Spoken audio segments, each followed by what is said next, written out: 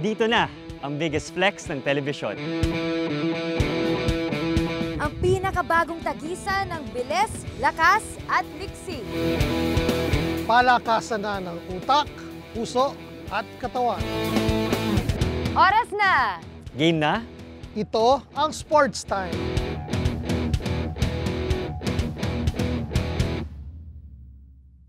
Sports Timers! Today, maglalaban-laban na ang ating mga athletes. Sino kaya sa first set of competitors natin ang mananalo at magiging pinakamabilis sa ating sports time obstacle course?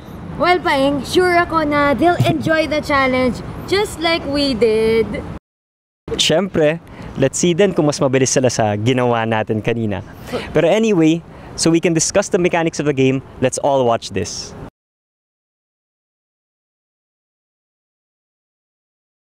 Our mechanics are really simple. Makikita talaga ang bilis, lakas at liksi ng ating mga athletes. Pero syempre, hindi lang tayo yung manonood. May mga kasama pa tayong mga guests para mag-assess and syempre, panoorin din yung gagawin nating mga atleta. Sino kaya yung mga to? Dean Kiko, pasok! Salamat, Yani and Paeng. Alam mo, mukhang napaka-exciting ng episode na ito kasi for the first time, matutunghayan na natin ang first ever obstacle course reality TV show only on TVUP. Bago tayo magsimula, nais kong ipakilala ang aking magiging partner, si Professor Bert Madrigal mula po sa UPCHK. Prof. Bert. Maraming salamat, Dean Kiko, at papasalamat ako sa pagkakataong ito para maisama ang ating kuro-kuro sa esports time. Maraming salamat. Salamat, Prof. Bert. So bago ho tayo magsimula, magkakaroon po muna tayo ng maikling commercial break.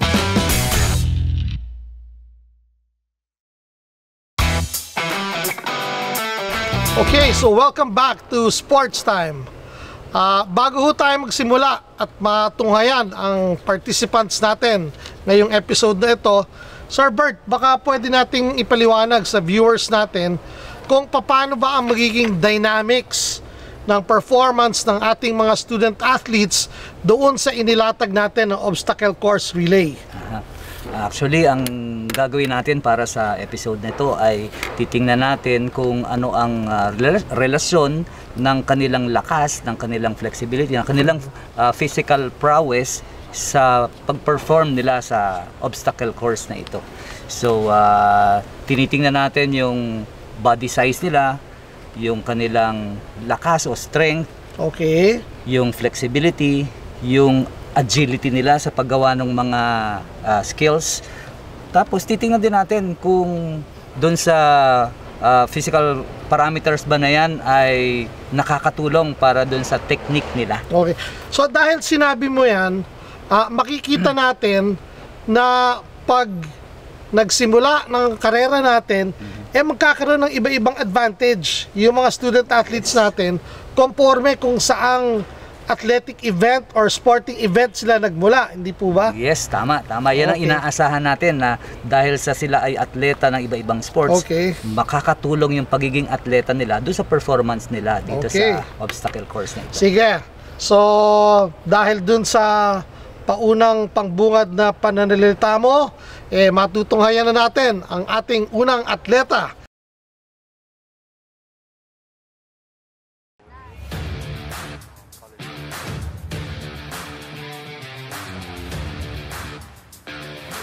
My name is Jose Manuel C. Quejilo from College of Human Kinetics. My course is Bachelor of Physical Education.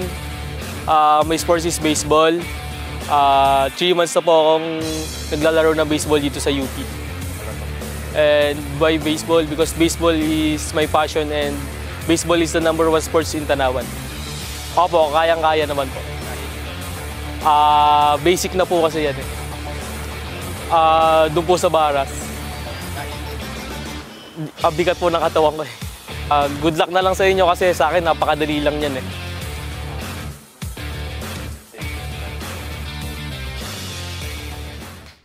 Alright, this is it! Handa ka na ba? Yes po.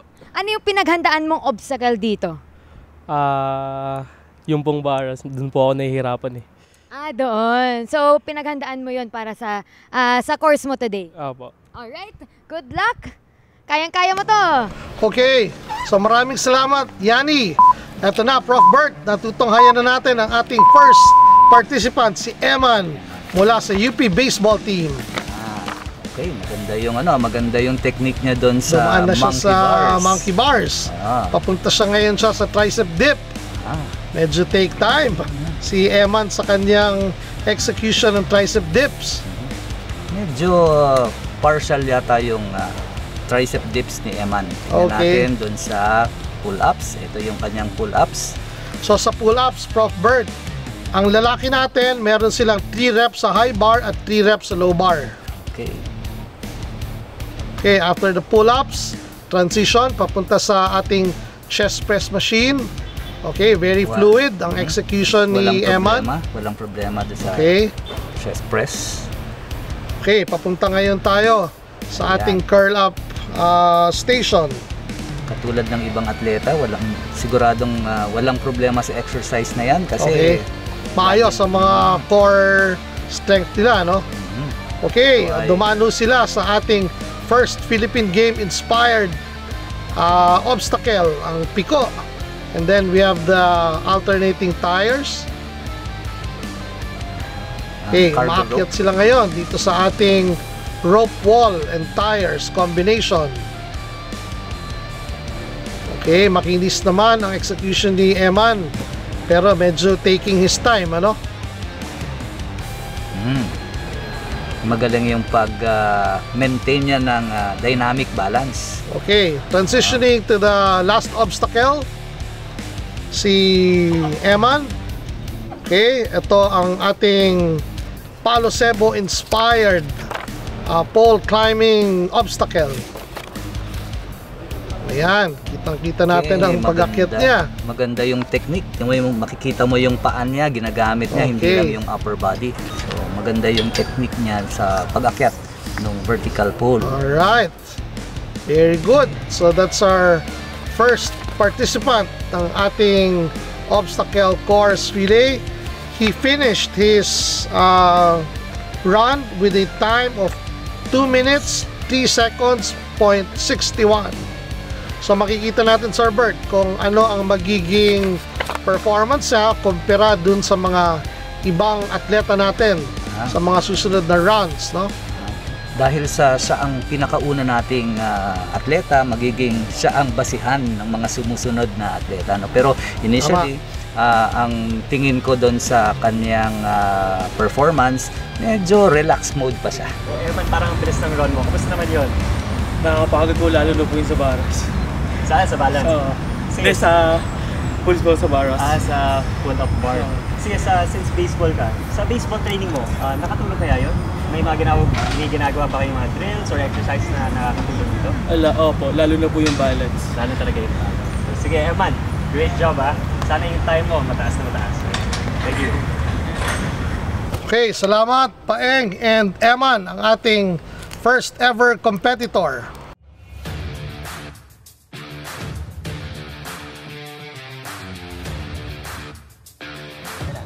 Hi, I'm Philip Ruter Desena from College of Human Kinetics. I'm taking Bachelor in Sports Science and it's my first and rookie year as a varsity here in UP. For me, sports is happiness and opportunities. Dahil po sa volleyball, sumasaya po ako. And dahil din sa volleyball, a lot of doors and opportunities are opened. Para sa akin naman po actually lahat, pero yung edge ko po talaga is yung cardio. Kasi more on cardio po kami sa ensayo eh. Yun po yung parang kinalaman ko sa iba. Yung sa monkey bar po siguro, kasi feel kong dudulas ako eh dahil pasmado. Maganda na kayo kasi payat lang ako pero mabangis.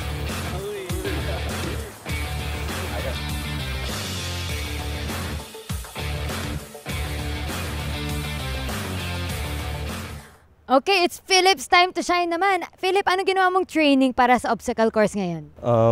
Yung sa ensayo lang din po namin sa volleyball, tapos sa weights din para mas mapadali tsaka pampalakas din. Tama. Ano yung obstacle dito, yung pinaka-favorite mo or inaabangan mo? Yung doon sa yung body weight, yung parang sa chest, tsaka yung sa sit-ups. Okay, aabangan namin yan sa'yo ha. Good luck! Thank you! Yani, at ngayon ay makikita natin ang ating second participant para sa ating episode na ito. Si Philip mula sa UP Men's Volleyball Team. Din Kiko, napansin natin na masyadong mahaba ang limbs ni Philip, ano? So hopefully maging advantage yan para dito sa event na to, which is the monkey bars. Nakikita natin. Nako, nahulog si Philip. So mayroong may incur yan na penalty, no? 2 seconds yan. Pero dahil sa mahaba ang arms niya, maaring detrimental naman sa mga activities na nagpo-push at nagpo-pull. Okay. Katulad nitong tricep dip natin Tricep ngayon. dips. At Tama. dito sa pull-up bar, no? Yan. Medyo execution niya ng pull-up bar, half din yung kanyang arm extension, no? So I think that will merit some form of penalty also. Dito sigurado magiging madali para sa kanya kasi body weight, chest press. So, Pero nakikita natin yung execution ni Philip sa Prof. Bert. Medyo taking his sweet time, ano? tama. Hindi pa hataw pace na to. Maaring alam niya na eliminations pa lang, kaya Okay. Nagtitipid pa. nagtitipid pa siya. Okay, going to Yan. our Pico obstacle. Maaring naglaro siya ng piko nung bata siya, Very kaya alam clean na ang alam niya. execution. Alternating tires. Malinis na naman ang kanyang attempt dito. Okay. Tignan natin yung pag-akyat niya sa rope wall. Medyo may kaunting pagkaselan, ano? Maingat ang galaw niya. Okay. Ngayon, baka madali dito itong balance beam kasi nga dahil dun sa kanyang lower extremity, dapat konting steps lang. Tawid niya na kagad yung balance beam. Maganda yung balance niya, hindi na disrupt ang center of gravity niya during the movement. Very good. Going to transition to the last event. Taking his time again. Okay, dito natin malalaman kung gaano siya kalakas Okay. ang upper body niya. Upper body strength, Tingnan natin yung aided technique. with some technique, no? Ay, sayang, hindi niya masyado nagagamit yung legs, pero malakas, dominant ang kanyang upper body. Okay, good observation, Sir Bert. Oops! Abutin mo siya. Ay, nakikita natin yung mga kamalian sa execution. Alright, there you go. Okay. So, si galing. Philip finished his run with the time of 2 minutes and 8 seconds. So, 5 seconds slower than our first competitor. No?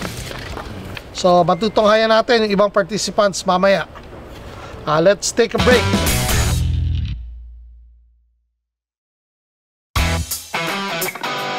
Welcome back to Sports Time. Sir Bert, nakakita na ho tayo ng first 2 participants natin. Yeah, At magagaling. matutunghayan pa natin ang 3 pa. What are your inputs at this moment? As of the moment, yung dalawa ay magagaling, malakas ang upper body strength. Hindi nila masyado nagamit yung advantage, like inherent advantage. Pero tingnan natin sa mga susunod na players kung mag-i-improve. Sige. So, going back to you, Yani, para sa susunod na participant natin.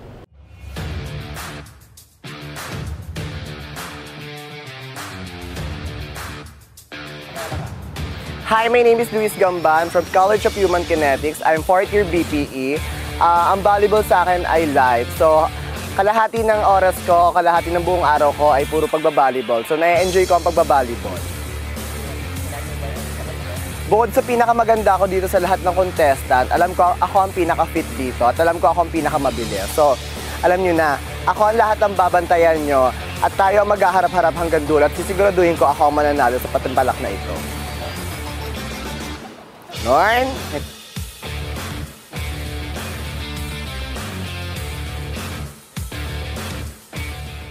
Ilalabas na ng ating volleyball star ang kanyang competitive juices. Ano yung favorite obstacle mo dito at paano mo siya pinaghandaan?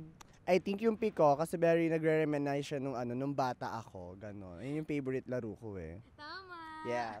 Ready ka na ba i-conquer ang ating sports time obstacle course? Laban na! Good luck! Okay, Ready. Dinky ko. Si Luis naman ang susunod. Okay, Bert, Luis Gamban is the famous team captain of our men's volleyball team. Wow. Makikita natin, Sir Bert, si Luis Gamban ang only competitor who's going barefoot in the race. Oo nga. At saka ang haba ng katawan niya, haba ng legs, Ang arms. ganda ng execution ng nagamit kanyang niya monkey yun. bars. Yes. Makikita mo naman, pati ang arm extension habang tumatakbo, Sir Bert. Tama. Napaka competitive and feminine at the same time. Malakas ang kanyang pull-ups. Yan, Yung unang-unang talagang pull-ups niya, malakas. Kayang-kaya niya ang Natin, body weight pangalawa. niya, no, Sir Bert? Yes, kaya niya. Okay. Okay, that's the third rep. Transitioning to the chest press machine. Ay, So, walang sige, problema walang rin to. Walang problema. Oo. Definitely, Sir Bert, nakikita natin na mas mabilis yung kanyang transition from one obstacle to the other, no? Yes, I competitive. believe this will have an effect and he'll be able to score a faster time. Competitive ang kanyang spirit. Hindi Okay. katulad ng mga nauna natin na Oo, medyo medyo take mabagal. time no?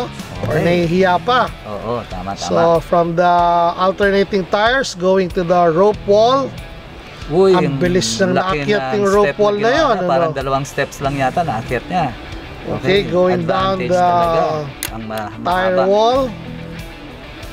Kakaiba rin, barefoot. Oo. At nasa earth, ground, and gravel yung kanyang tinatakbo. Grabe yung pinakita niyang balance sa balance beam na yan. Okay, going to the last obstacle, which is the Palo Cebo inspired pole climb. Okay. Wow! Galing Kakaibang ng technique to, ha? Oo, grabe. Ginagamit ang toes. And there you go. At ang bilis niya, di A ba? very, very fast run by Luis. Napaka... Sir Bart, ang official time ni Sir Luis ay 1 minute 49 seconds. Ang Ito muna, hindi Pakinggan natin yung interview ni Paeng kay kamusta Luis, naman Sir yung Bart. run mo? Kamusta naman? Nakakahingal po, pero masaya.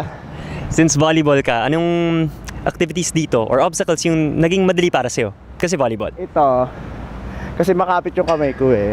So, yun yung nakaka-apply talaga. Yes.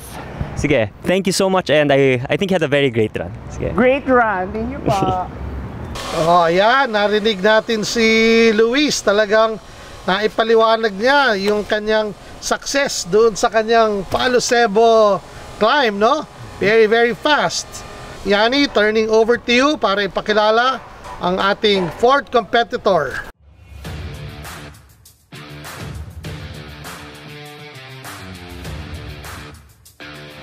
Hi, I'm Zarus Pacore from College of Human Kinetics, taking sports science. This is my first and rookie year here in UP. And for me, sports is happiness and my coping mechanism. Whenever I'm sad, ganun po, yung tinatakbuhan ko po is sports. Feel ko lahat po kayang-kaya ko po kasi advantage na din po as an athlete po since kami po well-trained po kami sa mga ganyan po, mga buhat or like mga physical activities, ganun po. I think para sa akin is wala naman siguro. Good luck na lang and magkakaalaman na lang.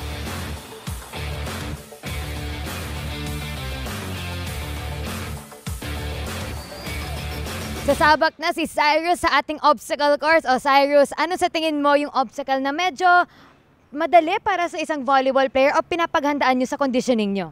Siguro po yung sa mga lower body, upper body po na exercises na natututunan din po namin sa amin. Tama. O, handa ka na ba? Yes. Good luck! Okay, so parating na ngayon ang ating pang-apat na competitor, si Zai. Siya ay miyembro rin pala ng UP Men's Volleyball Team. So teammates silang tatlo. Another member from the men's volleyball team. So going to the first obstacle, ang monkey bars. Nako, ang ganda ng technique ni Zai dito. Talagang monkey yung Correct, style ng kanyang di ba? Tatlong dip pa lang, natapos kagad ang monkey bars. Going to the tricep dip, malakas din ang kanyang execution sa monkey dip. Katulad Alam mong ng, malalakas yung kanyang mga extensor muscles, ano? Yep, Sa upper arm. Pakita ng mga volleyball players, malakas ang kanilang upper body. Correct. Yan, wala ring problema para sa kanyang pull-ups. 3 easy reps for the high and low bars. Ito, Sir Bert, makikita natin ang bilis ng execution niya. Tama. Bawat obstacle. Oo, Walang ang masyado transition. nasasayang na time, no? Transition at saka yung performance ng bawat Correct. skill. Mabilis. So I think we're seeing some improvements in how our participants execute the obstacles, no, Sir Bert? Tingnan natin ngayon kung matatalo niya yung time ng naunang player na si Correct. Luis. Dahil malaki ang improvement na time ni Luis Gamban.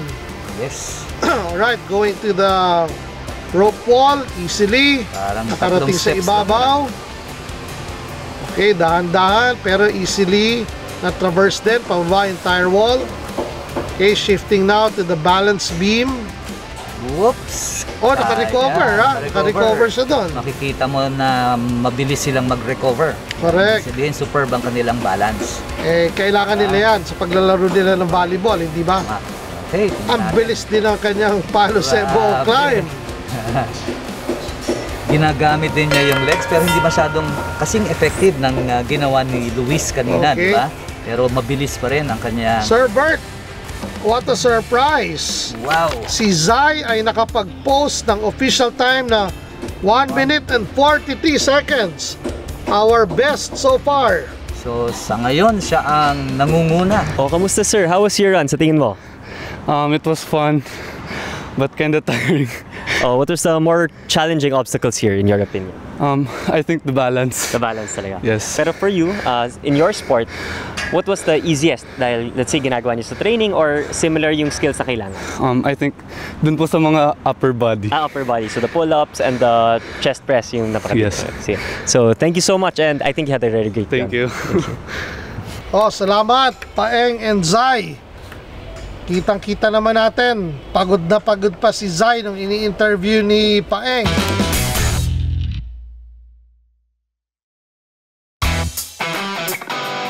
Okay, Prof. Bert, so matutunghayan na ho natin ang last participant para sa ating episode ngayong araw na ito.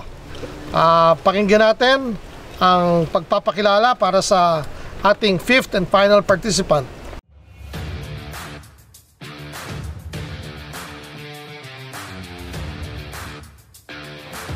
Hi, I'm Omar El-Mushili from the College of Human Kinetics and currently taking Bachelor in Sports Science. And I've been playing for 4 years now, and sports for me is a lifestyle that all people should do because it is a test of discipline and also for us to be better person. I think na ang edge ko sa iba is parang I have more parang drive and motivation to do it, and alamang sa mga techniques, especially sa balance because we train it sa training, so yun po. Sa tingin kong mahirapan ako is yung sa last post kasi I think na pagdating ko dun is more on parang endurance na siya, so mapapagod na ako. Pero I think kakayanin ko naman. Masasabi ko lang sa mga competitor ko is let's all have fun and enjoy the obstacle course. Yun lang po.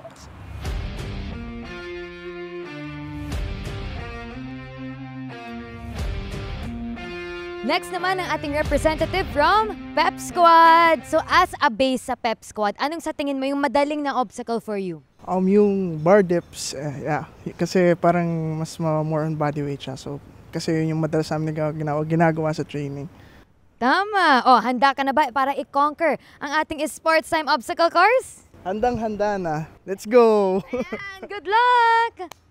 Ang susunod na atleta natin ngayon ay nanggaling sa Pep Squad. Siya si Omar. Makikita natin First competitor from the UP Pep Squad.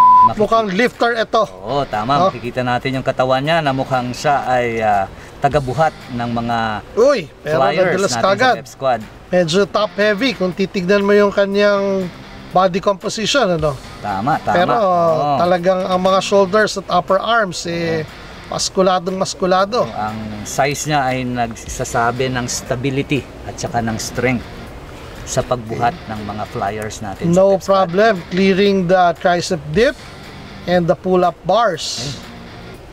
Okay, mas magandang actually yung kanyang pull-ups kumpara doon sa volleyball.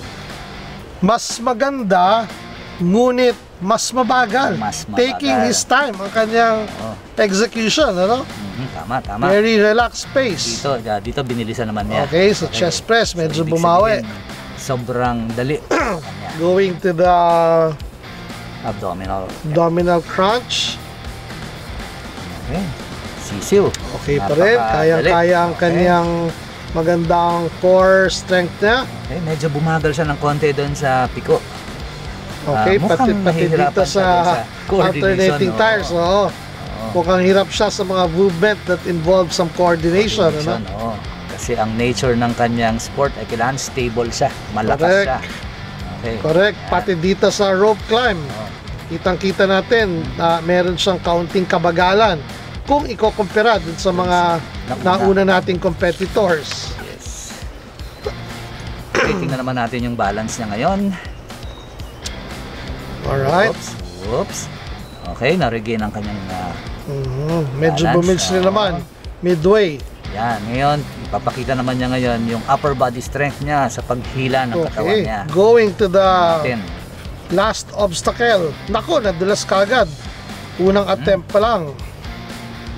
Tinitingnan ko ngayon yung size ng ano niya, no, ng kamay niya. Parang masyado yatang malaki yung pole para doon sa size ng kamay niya, kaya medyo nahihirapan siya. No? Habang nagagamit niya yung kanyang